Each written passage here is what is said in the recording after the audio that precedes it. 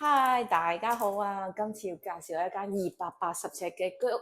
點解想介紹下咧？喺原則唔改動嘅情況底下咧，我哋做咗兩房嘅設計，應該話叫做一房一衣帽間啦。好啦，帶大家入嚟睇下先。好，門口位置啦，咁其實我哋係做咗一個衣帽間啦。咁衣帽間咧呢個位咧就將會做趟門啦。咁亦都將來如果真係有工人姐姐嘅時候咧，亦都可以放一張2尺左右嘅床喺呢邊嘅。係啦，咁衣帽間最好嘅就可以揀完衫，跟住就可以照埋塊鏡，咁出到門口噶啦，好方便啊！好，跟住入嚟廳嘅位置啦，哇，係咪覺得好似好大、好寬敞嘅成個感覺？咁咧，我哋區分咗主人房同埋廳嘅位置啦。咁平時你會見張 sofa 咧，好似好細張或者好壓迫嘅。咁因為今次我哋做咗個衣帽間，呢邊縮細啲。係啦，咁而呢邊咧，我哋就做咗個餐邊位置啦。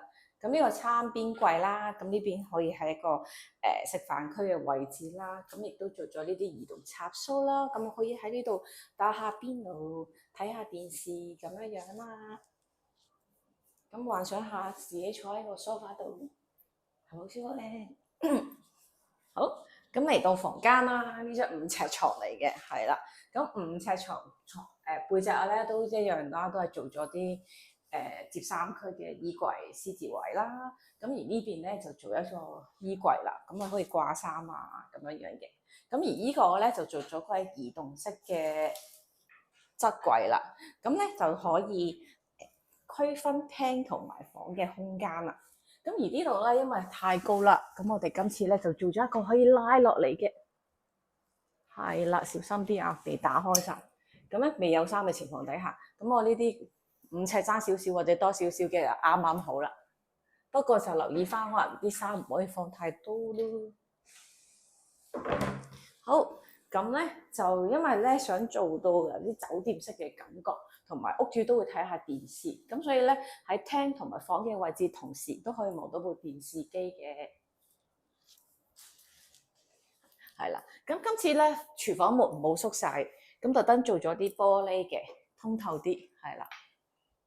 然後咧廚房就冇特別去改動任何嘢㗎啦，咁樣就做咗 L 型嘅櫃啦，跟住就洗手盆啦，咁同埋煮食爐啊、抽油煙機嘅簡單嘢啦。咁然後就係咯，冇乜太特別，就唔多介紹啦。咁去到洗手間位置啦，咁洗手間今次做咗趟門，係啦。咁成日同客人解釋咧，點解趟門同埋 PD 門嘅分別咧？咁就係呢個櫃會縮細咗。係啦，就會少咗10cm 左右啦，因為要預留翻個空間俾我哋嘅趟門。咁而呢邊啦都係包住電箱嘅櫃啦，一個斜斜細細地嘅鞋櫃啦。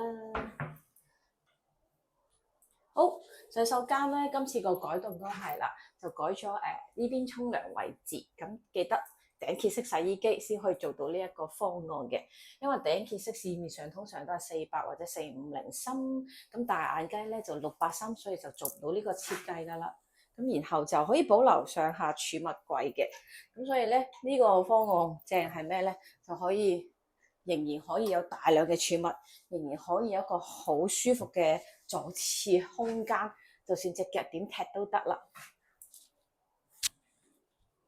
係啦，跟住咧就 sorry 講咩？停一停。